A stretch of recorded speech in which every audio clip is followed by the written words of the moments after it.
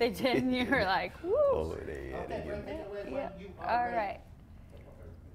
Welcome to another episode of Purpose. I'm your host, Brittany Zonker, and on today's show, I have an extremely talented, well-polished, and Emmy Award-winning sportscaster, Mike Hill. Welcome to the show. Hey, Britt, what's up? How are you doing I'm today? great. I'm great. Yeah. Blessed. Yeah, it's different. You're in the Yeah. hosting, getting interviewed seat, not the hosting I was just seat. saying that it's just a little bit different being on this side. I'm the one that's usually asking all the questions, but it's good to be on this side for a change. So Yeah. hopefully it goes well. A little less pressure. Well, you know what you asked me. Well, you know? true. Yeah, you don't know. I got some. You might have something up your sleeve. You know, I never know. always have something up my sleeve. Okay, all right, bring it. Bring it. I like that. Okay, so you're East Coast raised. East Coast, yeah. I was born in the Bronx, born in New York, and then I moved down south to Alabama when I was young. So I was 12, 13 years old. So I always say I'm from New Bama, from New York and then Alabama.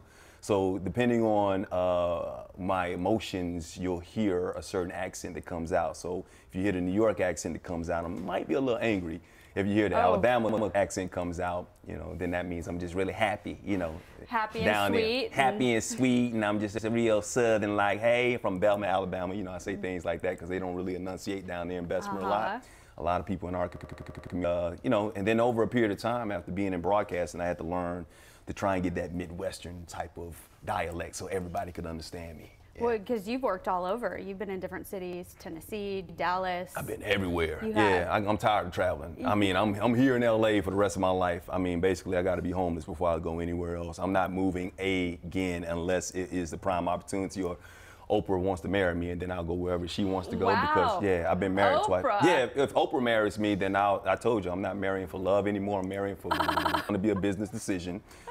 No, I'm just kidding. I'm just kidding. I want to find love. I definitely want to find love, but at the same time. Stedman's over there like, Who, excuse Stedman, me, who? right? I mean, yeah, like, well, he's like, replace a light-skinned dude with a younger light-skinned dude. I'm just saying, Right, you know, you're I'm here. successful. You know, I've been working out. I mean, come Yeah. on, Oprah, you know, I know how to treat a billionaire. Yes, Who you doesn't do. know that? Yeah. I would definitely do that. No, I would love Oprah. I would find a way to love Oprah, and she encourages me. She inspires me. I've always wanted to be the male Oprah Winfrey. I want to be a mogul. I want to be, you know, somebody that has that type of purpose and walk in that type of light. So she's an inspiration to me. So I love her and I admire what she does. And if she ever decided that she wanted to step up and, you know, say that she wants to roll with Mike, then Mike's gonna roll with her. wow. Well, you're the black male Oprah, and I'm the white Oprah. I like that. So, yeah, I like we that. have a lot of things in common. Hello, you get a show, you get a show, you get a show. Mike I love it. I love it. Let's do it. Yeah, let's do it. let's do Let's it. do something together. Okay, so we're going to take it back. You're Okay. in Alabama. You're in school. Where did this booming voice come from?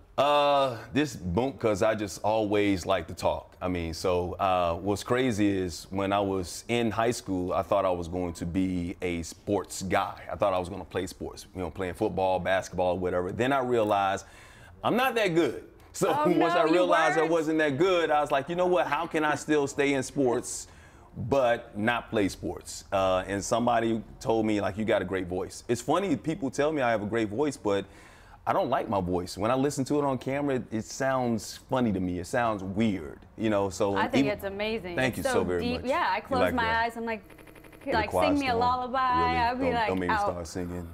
Oh, I don't want to put you to There sleep. you go. No, it was a good. It's It was a a soothing good, voice. soothing voice. Yeah. I relax you. It's a nurturing voice. Nurturing Yes. voice. I hope Yeah. tell my daughters that is Oh, nurturing. yes. Yeah. Speaking yeah. of your sweet daughters Yes. and life purpose, how do you translate your purpose into what you want their purpose to be? What's crazy, that's a great question, because growing up, when I said I always wanted to have kids and I wanted to teach them everything that I wasn't taught. I wanted to give them everything that they needed and most of what they wanted, you know, but I also wanted to teach them the spirituality of, you know, knowing that it came somewhere and not just hard work. You know, it's also coming from the gift that God has given you as well. Absolutely. It comes from, you know, going out there and living in your purpose and making sure that they're productive members. That's my entire goal in life is, you know, I work really hard. I have all these different jobs and I've been pretty successful, thank God for that. But my one purpose in life, my main purpose in life has been to make sure that I put them in a position so that they can succeed and become great members of society. And So far, so good. I mean, I got one daughter she's about to turn 19 next month. She's going into her second year of college. Where she's doing is she going? great. Towson in Maryland. So she's doing very well there. She's moving out here. And I have my youngest daughter who will be 17 later this year. She's going into her senior year of high school, and she's definitely wanting to move out here. She's actually out here with me right now. They both live in Maryland. Okay. And she's going into her senior year of high school, and straight A students, and just great citizens, and people that are very respectful, and people love and admire them. So I think if that is all the different things that I've done in my life, the accolades or that I've been given or whatever I've gotten or achieved, I think the title of being a good father is the main and most important one to me. Yeah. Yeah. So what's the difference of what you're saying you want to teach them what they need versus what they want? So tell me some of the needs you're giving your kids. Well, their needs is to be good people. That's what I need them to have that. I need them to know that there is a value in hard work. I need them to know that, that God is first and foremost in their lives, that they have to walk that path. Need to know that, if they pray about it and they believe in themselves, then anything is possible. There is a need also from a different realm of being treated like a queen. I raise my daughters, they're my princesses. So if they're my princesses, when they grow up and they have another guy that comes into your life, they better have a guy who's worthy of being a king, and he has to treat her like a queen. So I give them that need. The wants are, like, they want a car, they want to go and hang out at the mall and go to Forever 21. Those are some of the wants. I want, worldly things and whatnot, some of the material things. Those are some of the wants. And fortunately, I'm able to do some of those things, but the needs that I have, the things I try and inspire in them or try and give to them are some of the things that are the intangibles that a lot of people don't think about and take for granted. I think that's beautiful. Thank you. Even if you're not a father, too, people can take that you just said and apply it to somebody in their lives. Yes. They can apply it to a friend, a parent, anybody, any relationship that they're in, and they can create good people by being a good person. Yeah, you have to be an example. I mean, I've made a lot of mistakes. It's taken a lot, and the experiences. I was listening to T.D. Jakes, who's a great evangelist and a pastor, and you learn from your mistakes. If you don't make mistakes, you can't get better. To be quite honest with you, you don't grow unless you learn from those mistakes and you create those mistakes, and you understand that, okay, well, that's what happened here, but how do I learn from that and make myself better and grow from that and not run from it? One of the things about me is that, yes, I'm on television. I've been on television for 23 years, and I'm a public figure, and I'm supposed to have this image, but I'm writing a book right now called Open Mic. Right. And Open Mic is basically exposing everything about my life, the past and what I've done, being married twice, and the infidelities I had in my marriage or whatnot, the things that I've done as far as, just not being a good person. They see this image in front of the camera and they smiling or whatever, but there are a lot of things that I went through when I was younger that I'm not very proud of. But I've learned from those mistakes. Those things, and they've made me the person that I am today. So I'm not going to hide from them. I'm actually going to tell a lot of people about it. I want people to know that this is what I came from, but this is where I am now, and I still have a long way to go. So that's part of my purpose. That's part of my journey. That's part of what God has put in front of me. So, I might not be that proud of it, but at the same time, I don't regret anything that I've done. But it's part of what built you. Some of the mistakes, and sometimes things aren't mistakes, as far maybe work situations as well, changing jobs. I know you were at ESPN for quite some time and then left, and now you're at Fox Sports. So there's a transition there as well. And I know that you said your exit there wasn't as as peaceful or as you would have wanted it to go. It was a blessing, and I thank ESPN for everything that they gave me. It was a great platform. A lot of people wouldn't know who I am if it wasn't for ESPN and being there for 9 to 10 years. And they definitely gave me my social media following. They definitely gave me the name that I have or whatever. And then after a while, it wasn't just about the prestige of working at ESPN or having that platform or having those 4 letters behind your name. It was about my peace of mind. It was about my happiness. It was about my joy and being able to go to work every day. One of the things, and being happy when going to work, I've been doing this for 23 years, but I haven't had a job my entire life because a job ain't nothing but work. I've had a career and I've had a passion. I've been able to do something that I'm very passionate about. And if I were to hit the lottery tomorrow, I would still do what I'm doing. Because that's what I was going to ask you. I was going to say, if you didn't get paid to do a job, what would it be? Sportscasting. This would be broadcasting. I mean, I'm like, just broadcasting. Here's the thing. It's like, and I've always said that after a while, I'm not a sportscaster anymore. I'm a broadcaster. I just feel like I want to make myself available and versatile enough that I can do anything broadcasting. I can host a TV morning talk show. I can host a game show. I can do sports. I can do anything that I want to, and that's what I pride myself in my career being able to do. What is your dream hosting job? Dream is to host a show like you're like Purpose. I'd like to host your show. They already have a really good host. Kidding. It's already, it's already. I would not want to follow. You wouldn't want to take over. I wouldn't want to follow in your footsteps. Oh wow. I mean, I wouldn't want to. No, I wouldn't. Come on. No. There are certain legends that you just don't want to follow.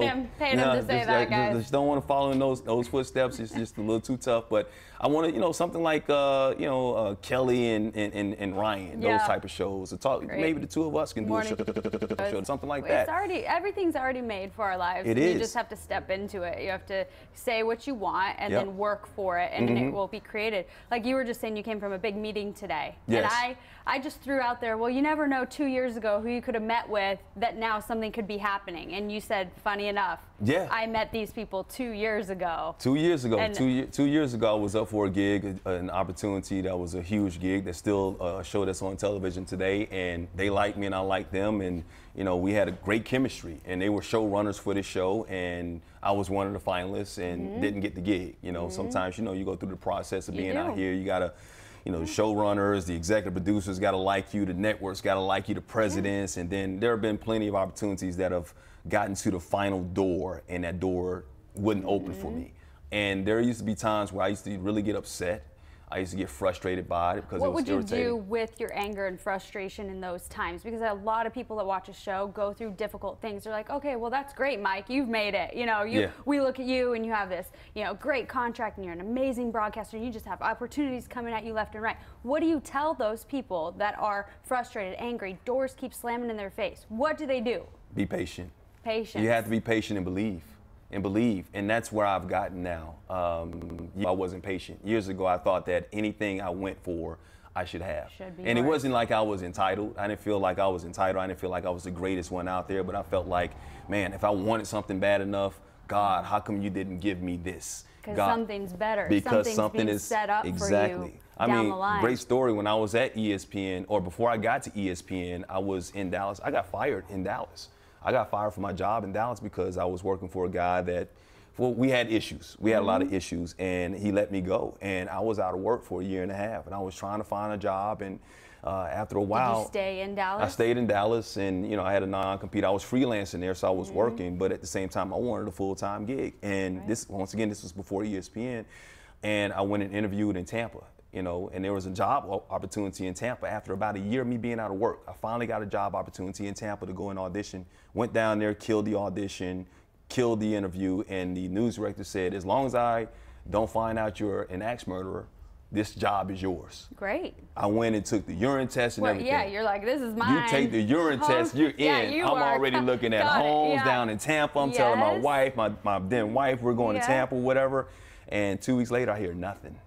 And well, you're definitely not an axe murderer, so that wasn't it, but something else happened. But the guy who fired me in Dallas made it seem like I was an axe murderer. And even though he wasn't supposed to do that, he did it. It happened. I found out about that. I was upset. I mean, I was so upset that I was about to end my career. This is in the book too, by the way. I was about to end my career because I was driving down there because he was not only affecting me, but he was affecting my family. I wasn't able to put food on the table for my family, even though I was, I had money coming in, but still, this is my career. It's not the same as a consistent gig. Yeah. This is my career. So I was going, and then I was on the way, and I rolled down my window because it was so hot, even though I had the air conditioner on. I was that hot. Yeah. I was ready. I was furious. If I would have seen the guy, something bad was going to happen. I was going to go to jail that night.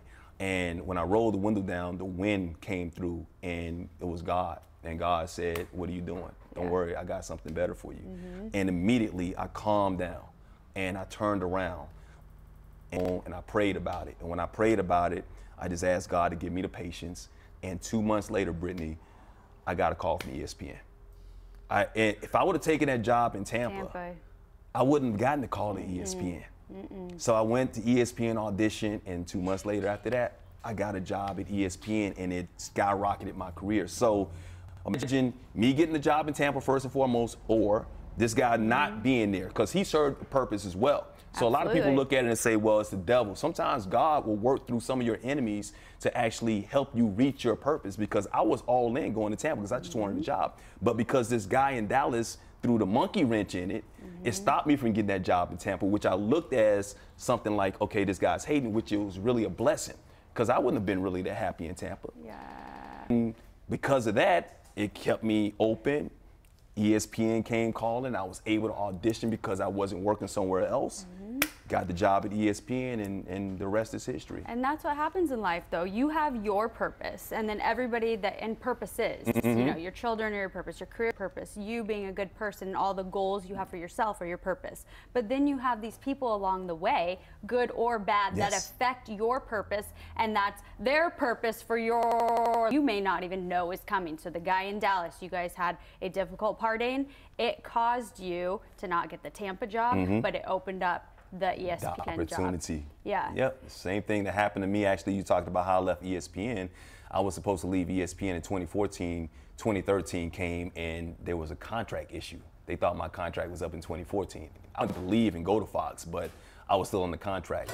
So they made a mistake on my contract where they let me out of my deal a year early. And I was able to get this job here in Fox and come to LA when I was, you know, when I wanted to come here. So it actually worked out. Things, when you look at certain things, you look at disappointments, and brings me back to the meeting I had today, where 2 years ago, I was up for this job. It was a great show, still on the air once again, and didn't work out. But 2 years later, they got another show that might be even bigger.